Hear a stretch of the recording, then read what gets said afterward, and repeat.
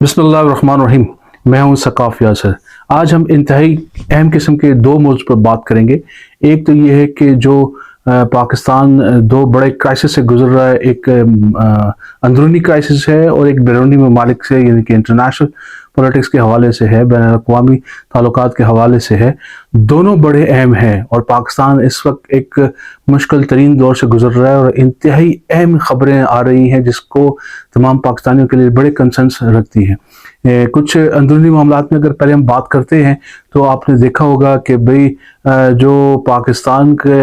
جو عدلیہ ہے وہ انصاف مہیا کرنے کے لیے اس کے کچھ لوازمات ہوتے ہیں، جو بنیادی لوازمات ہوتے ہیں، ان میں سے ایک فری مائنڈ ہونا اور ان پہ کسی قسم کا پریشر نہ ہونا بڑی اہمیت کے حامل ہوتا ہے۔ لیکن کل اسلام آباد ہائی کورٹ کے 6 ججز صاحبان نے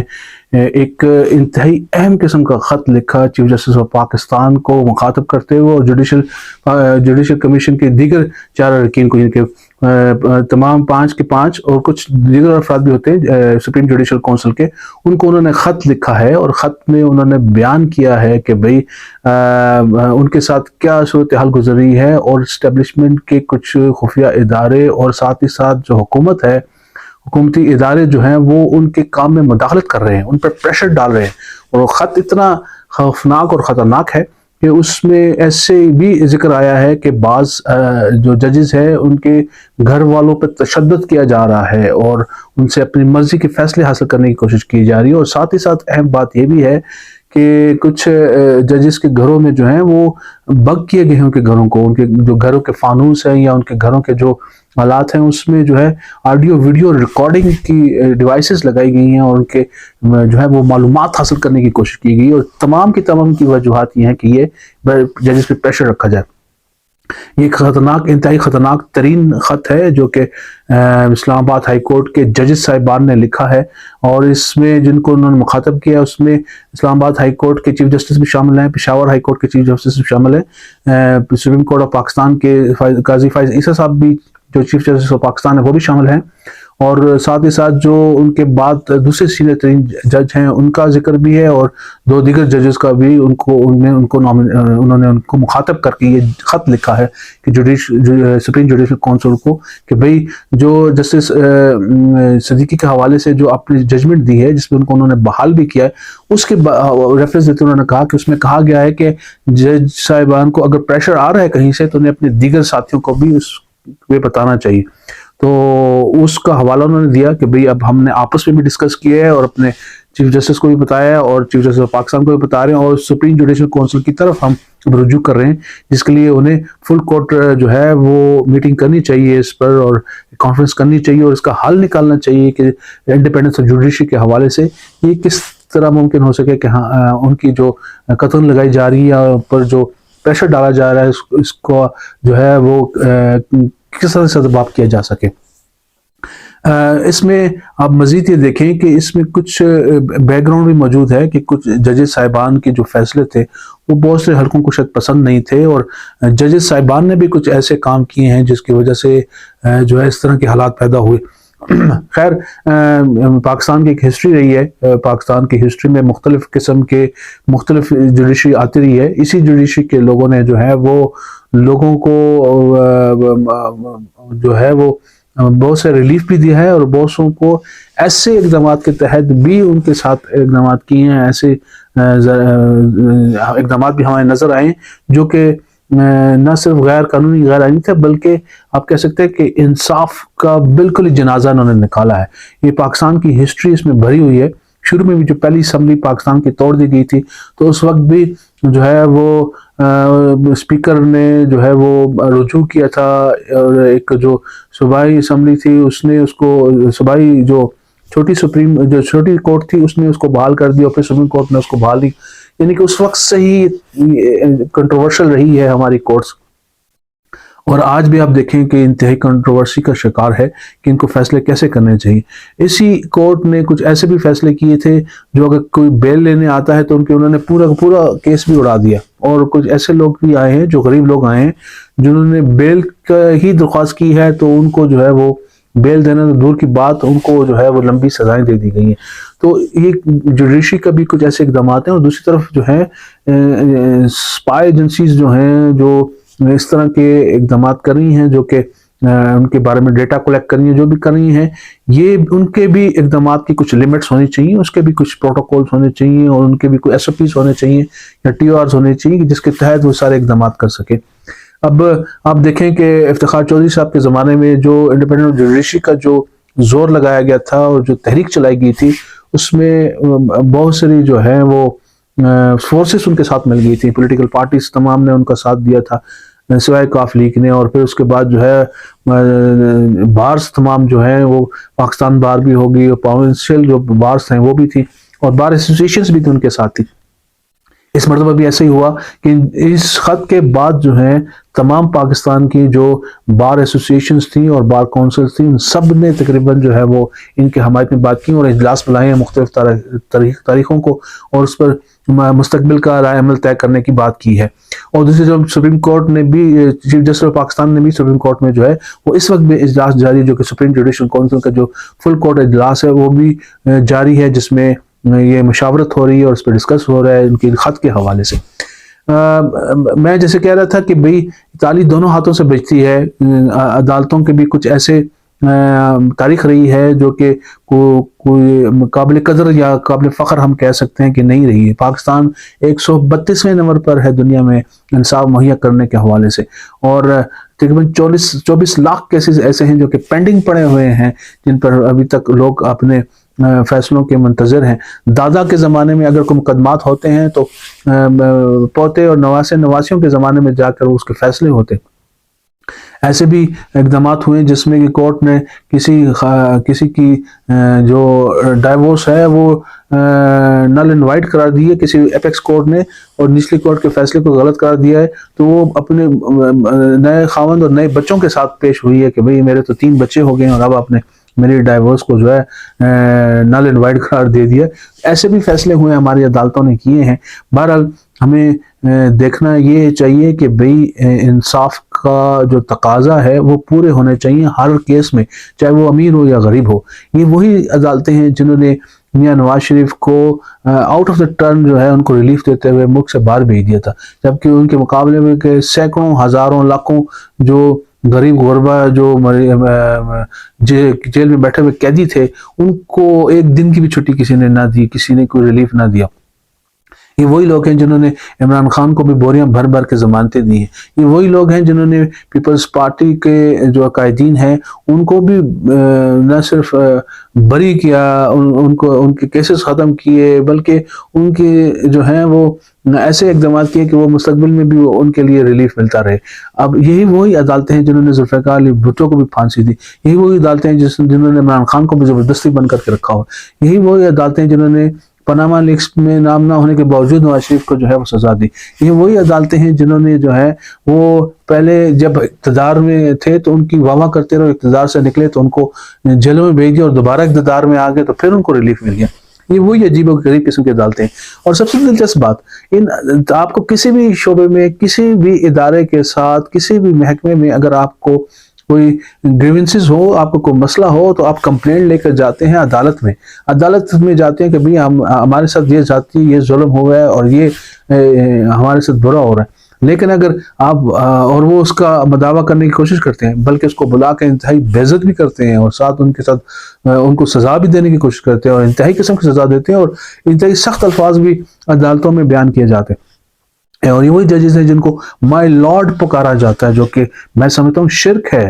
لارڈ تو صرف اللہ کی ذات ہے، اس کے باوجود ان کو لارڈ کہا جاتا ہے۔ اور پھر یہ وہی عدالتیں ہوتی ہیں، اگر ان کی آپ کہیں شکایت کر دیں تو سمجھے کہ زلزلہ آ گیا، آسمان ٹوٹ جاتا ہے، ان کی طبیعت خراب ہو جاتی ہے، ان کی شکلیں ہی عجیب سی ہو جاتی ہیں، اور یہ مائنڈ کر جاتے ہیں، ناراض کر جاتے ہیں کہ ہمارے خلاف کیوں کمپلینٹ کر دی، اور کمپلینٹ کا خاص میکانزم بھی نہیں ہے۔ اور پھر بھی اگر کمپلینٹ کرنا چاہیں بھی، اب کئی ایسے کیسز ہیں جس میں پی ٹی آئی سمجھتی ہے کہ بھئی ان کے ساتھ انصاف نہیں ہو رہا، لیکن ان کے پاس کوئی ایسا پلیٹ فارم نہیں ہے کہ جس جج کے حوالے سے وہ کمپلینٹ دائر کر سکیں کہ بھئی یہ دیکھیں ہمارے ساتھ یہ زیادتی کر رہے ہیں۔ اور اگر کہا بھی جائے تو جب بھی آپ اپیل کریں تو یعنی کہ لوگوں کو مشکل ترین حالات اور واقعات میں اور ان کے لیے مشکلات پیدا کرنے کی کوشش کی جاتی ہے، ان کو سہولت دینے کی کوشش نہیں کی جاتی۔ یہ وہی ٹرائل کورٹس ہیں جو لوگوں کے ساتھ انصاف نہیں کرتی اور تقریباً 99% کیسز میں لوگوں کو اپیل کرنی پڑتی ہے۔ اگر ٹرائل کورٹ صحیح فیصلے کریں تو اپیل میں لوگ جائیں کیوں؟ لیکن یہ تمام چیزیں دیکھی نہیں جاتی۔ یہ وہ ججز ہوتے ہیں جن کی نہ کوئی ٹیسٹ ہوتا ہے، نہ ایگزام ہوتا ہے، نہ کچھ ہوتا ہے۔ بس اگر آپ جوڈیشری میں لوگ آپ کو پسند کرتے ہیں، اگر آپ کے جاننے والے ہیں تو وہ آپ کو اگر آنے والا جج مقرر کر دیتے ہیں۔ یہ وہی لوگ ہوتے ہیں جو جونیئر جوڈیشری میں وہ لوگ آتے ہیں جو کہ صرف جن کی پریکٹس نہ ہو، صرف رٹا لگایا ہوا ہو تو ان کو جج بنا دیا جاتا ہے۔ تو ججز کی کیپیسٹی بلڈنگ اور ان کی ٹریننگ بڑی امپورٹنٹ ہے جو کہ ہوتی نہیں ہے۔ اور دوسری طرف جو ہے وہ ایجنسیوں کو بھی، میں ہرگز سے میرا کہنے کا یہ مطلب نہیں ہے کہ انہوں نے جو اقدام کیا وہ صحیح ہے،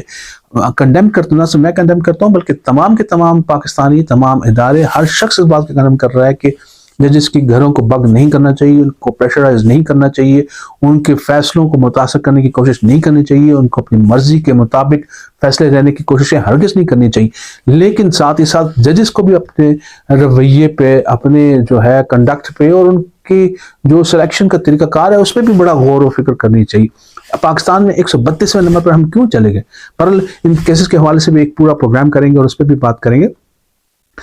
کہنے کا مقصد یہ ہے کہ پاکستان میں ہمیشہ کوشش کی جاتی رہی ہے کہ ہم سولوشن کی طرف جائیں، اور پاکستان اس وقت پریشر میں ہے کہ اس کو جو اس کی اپنی عدلیہ ہے اس نے ایک علم میں بغاوت بلند کی اور کہا ہے جی کہ ہمیں جو ہے وہ بگ کیا جا رہا ہے، ہماری آڈیو ویڈیو جو ہے ریکارڈنگ کرنے کی کوشش کی جا رہی ہے، ہمارے خاندان والوں کو پریشرائز کرنا کی جا رہی ہے، کیونکہ کسی صورت بھی قابل قبول قابل تسلیم نہیں ہے۔ کسی بھی مہذب کیا غیر مہذب سوسائٹیز میں بھی یہ چیزیں قابل قبول نہیں ہوں گی۔ اور دیکھتے ہیں کہ بھئی اب سپریم کورٹ کیا کرے گی۔ سپریم کورٹ کے پاس اب کچھ آپشنز رہ گئی ہیں، وہ کیا کر سکتی ہے؟ وہ یہی کر سکتی ہے کہ وہ اداروں کو پابند کرے کہ بھئی آپ نے آئندہ ایسا نہیں کرنا، ایک آرڈر پاس کر دے۔ اور وہ آرڈر ایسے ہی پاس ہو سکتا ہے جیسے کہ انہوں نے کہا کہ جو ٹویٹر ہے جس کو آج کل ایکس کہا جاتا ہے، اس کو بحال کیا جائے، وہ ابھی تک بحال نہیں ہو سکا۔ تو یہ اسی قسم کا کوئی آرڈر وہ دے سکتی ہے۔ اب دیکھیں کہ سپریم کورٹ کس طرف جاتی ہے، کیا سوچ وچار نکالتی ہے، حکومت اس میں کیا حل نکالتی ہے، اور دیگر ایجنسی جن پہ الزامات لگے ہوئے ہیں وہ اس کی طرف کیا ہو جاتے ہیں۔ کوئی نہ کوئی اس کا حل نکلنا چاہیے، ورنہ یہ بحران پاکستان کے لیے اور پاکستان کے عدلیہ کے لیے بہتر نہیں ہے، کیونکہ لوگوں کو جب تک یہ اعتماد نہیں ہوگا، ان کو یہ ٹرسٹ نہیں ہوگا عوام کو کہ بھئی جو جج فیصلہ کر رہا ہے یہ انڈیپینڈنٹ آف مائنڈ سے کر رہا ہے، یہ کسی پریشر پہ نہیں کر رہا، کسی کے کہنے پر یا کسی کے حق میں کسی مخالفت میں جانے کے بجائے انصاف کے مطابق اور بالکل نیوٹرل ہو کر انصاف کے ترازو کو بالکل برابر رکھتے ہوئے فیصلہ کر رہا ہے۔ یہ کسی کی طرف جھکا ہوا نہیں ہے، کسی کی طرف اس کا جھکاؤ نہیں ہے، یا یہ باعث نہیں ہے۔ تو یہ عوام کا اعتماد ہونا جوڈیشری میں انتہائی ضروری ہے، اور انصاف کا مہیا ہونا بڑا ضروری ہے۔ مسٹر چرچل کی بڑی مشہور لوگ سٹیٹمنٹ دیتے ہیں کہ سیکنڈ ورلڈ وار میں جرمنی نے جب اٹیک کیا تھا برطانیہ میں تو بہت زیادہ تباہی مچا دی تھی ان کی ایئر فورس نے، تو ملک بڑا خطرے میں پڑ گیا۔ اور چرچل سے کسی نے پوچھا کہ ان کے ملک کا کیا بنے گا، یہ تو ملک ان کا تباہ برباد ہو سکتا ہے، عوام کی طرف سے بھی بغاوت آ سکتی ہے، تو ہم کیا کریں گے؟ اس نے پوچھا کہ کیا عدالتوں میں انصاف اب بھی مل رہا ہے؟ اس نے کہا جی عدالتوں میں انصاف مل رہا ہے۔ اس نے کہا پھر ہماری قوم آزاد رہے گی، اس کو کسی قسم کے کوئی نقصان نہیں ہونے والا۔ بہرحال یہ آگے چل کے دیکھنا ہوگا، کل پھر اس پہ دیکھیں گے کہ کیا نئی صورتحال ڈیولپ ہوتی ہے، کیونکہ سپریم جوڈیشل کونسل کی جو اجلاس ہے اس کے آؤٹ کم پر، اس کے بیانیے پر بڑا اہمیت رکھتی ہے کہ وہ کیا فیصلہ کرتے ہیں اور کس طرف جانا چاہتے ہیں اور کیا اس کا حل نکالیں گے۔ دوسری جو ہم بات کر رہے تھے کہ انٹرنیشنلی جو چیزیں ہو رہی ہیں وہ بڑی امپورٹنٹ ہیں، جیسے کہ کل حملہ ہوا بشام میں اور 5 چائنیز اور پاکستانی جو ہے وہ شہید ہوا، چونکہ چائنیز انجینئر تھے، 5 انجینئر تھے جو کہ کام کر رہے تھے چائنیز سے پاکستان میں آ کر کچھ پروجیکٹس امپلیمنٹ کر رہے ہیں، اور اس پروجیکٹ امپلیمنٹیشن میں جو انجینئرز کام کر رہے ہیں اس پر ان پر بڑا خطرناک قسم کا حملہ ہوا۔ یہ 3 حملے ہوئے ہیں پچھلے 3 روز میں 3 حملے ہوئے ہیں. ایک جو ہے وہ تربت میں ہوا، دوسرا جو ہے وہ گوادر پورٹ اتھارٹی پہ ہوا، اور تیسرا جو ہے یہ بشام میں، شانگلا کے قریب شام کا جو ایریا وہاں پر ہوا. یہ تینوں ہی انتہائی خطرناک اور تینوں میں چائنیز ہی ٹارگیٹڈ تھے. اس سے پہلے بھی میران شام میں کچھ اٹیکس وغیرہ ہوئے اور پاکستان نے ریٹالیٹ کیا اور افغانستان میں حملہ کیا. یہ وہ صورتحال ہے جس میں ہمیں دیکھنا یہ ہوگا کہ یہ ہو کیا رہا ہے اور کس طرف پاکستان جا رہا ہے. ایک تو اندرونی طور پر ہمارے اوپر عدلیہ کا پریشر آ گیا کہ اس کو کس طرح سے ریزالو کیا جائے، اور دوسری طرف سے جو آپ کو آئی ایم ایف نے اپنے جو اقدامات کیے ہیں، جو شرائط پیش کی ہیں، وہ بھی اندرونی اور بیرونی لحاظ سے دونوں لحاظ سے انتہائی خطرناک ہے. ان کا کہنا ہے، آئی ایم ایف کا کہنا ہے کہ بھئی آپ نے پیٹرول میں جو ہے وہ لیوی بڑھا کے 60 روپے سے بڑھا کے 100 روپے کر دینی ہے. 61-62 روپے نہیں، پورا 100 روپے کر دیں. پھر ساتھ ہی ساتھ پیٹرول مہنگا کریں، بجلی مہنگی کریں، گیس مہنگی کریں. یہ ساری چیزیں جب مہنگی ہوں گی تو اس کا مطلب ہے کہ نئی حکومت اور نیا دور مہنگائی کا شروع ہونے والا ہے. تو انتہائی قسم کی مہنگائی شروع ہونے والی ہے، جس کے بارے میں بڑے میاں صاحب نے بھی کہہ دیا ہے جناب کہ 2 سال ہی شاید ہم کو تھوڑے مشکلات ہوں گے، اس کے بعد ٹھیک ہو جائیں گے، لیکن 2 سال بعد شاید عادت ہی ہو جائے لوگوں کو ان مشکلات کی. تو پہلے بھی ہم نے 2-4 سال اتنی مشکلات کے گزار چکے ہیں ہم لوگ، اور مزید مشکلات آئیں گی. تو یہ بھی وزیر اعظم پر اور نئی کیبنٹ پر اور نئی حکومت پر انتہائی بڑا پریشر ہے کہ وہ یہ تمام اقدامات، مہنگائی کے اقدامات کس طرح سے کریں. انہوں نے شور شرابہ تو بہت ڈالنے کی کوشش کی، شاید اخباروں میں کیا ہو، لیکن میڈیا پہ کیا ہوا ہے، لیکن حقیقت میں وہ بھی خوش ہیں کہ بھئی یہ چیزیں بڑھیں تاکہ ہمیں پروٹوکولز اور ہماری جو لوازمات ہیں وہ پوری ہو سکیں. تو ایک طرف آئی ایم ایف کا پریشر ہے، ایک طرف جو ہے آپ کے جوڈیشری کا پریشر آ گیا، تیسرا آپ کا انٹرنیشنلی جو آپ کے پریشرز پڑ رہے ہیں، اور جس کی وجہ سے ٹیررزم پاکستان میں ایک دفعہ پھر آ رہی ہے. جب ٹیررزم آتا ہے تو اپنی اکنامک ایکٹیویٹی خراب ہوتی ہے. جب اکنامک ایکٹیویٹی خراب ہوں گی تو آپ کے تمام گورننس کا جو سٹرکچر ہے وہ تباہ ہوتا ہے اور ملک آگے نہیں بڑھ سکتا. اس میں آپ دیکھ سکتے ہیں کہ افغانستان سے انفلٹریشن ہوئی، افغانستان پاکستان کا انتہائی دشمن بن گیا. اس سے پہلے ایران کے ساتھ جنوری کے مہینے میں ایران کے ساتھ پاکستان کی جھڑپیں ہوئیں، ادھر ادھر سے گولہ باری چلتی رہی. اور پھر جو ہے آپ دیکھیں کہ اس چائنیز کے 5 چائنیز انجینئرز مرنے کے بعد جو ہے وہ پاکستان اور چائنا کے جو تعلقات ہیں وہ کس حد پہ چلے گئے ہوں گے، کتنی مشکل صورتحال میں چلے گئے ہوں گے. Pakistan second view of the جو سی پیک ہے وہ ڈیل کرنے جا رہا ہے، اور ان قریب پرائم منسٹر جو ہے وہ چائنا وزٹ کریں گے اور سی پیک کے دوسرے دور کا جو ہے وہ ایگریمنٹ سائن کرنے والے ہیں اور وہ پروسیس کرنے والے ہیں، جبکہ بہت سی طاقتوں کو، قوتوں کو پسند نہیں ہے. آپ دیکھیں کہ پہلے ہماری جھڑپیں صرف انڈیا کے ساتھ ہوتی تھی، اب انڈیا کے ساتھ کوئی جھڑپ نہیں ہو رہی، جبکہ باقی تمام جو ہمارے پڑوسی ممالک ہیں، ایران کے ساتھ جھڑپیں ہو رہی ہیں، افغانستان کے ساتھ ہو رہی ہیں، چائنا کے ساتھ تعلقات خراب ہو رہے ہیں، اور انڈیا آرام سے بیٹھا ہو. یعنی کہ اس میں انڈیا بھی انوالو ہے ان تمام چیزوں کو کرانے میں، کیونکہ وہ نہیں چاہتا کہ پاکستان اور ایران کی جو پائپ لائن ہے وہ بن سکے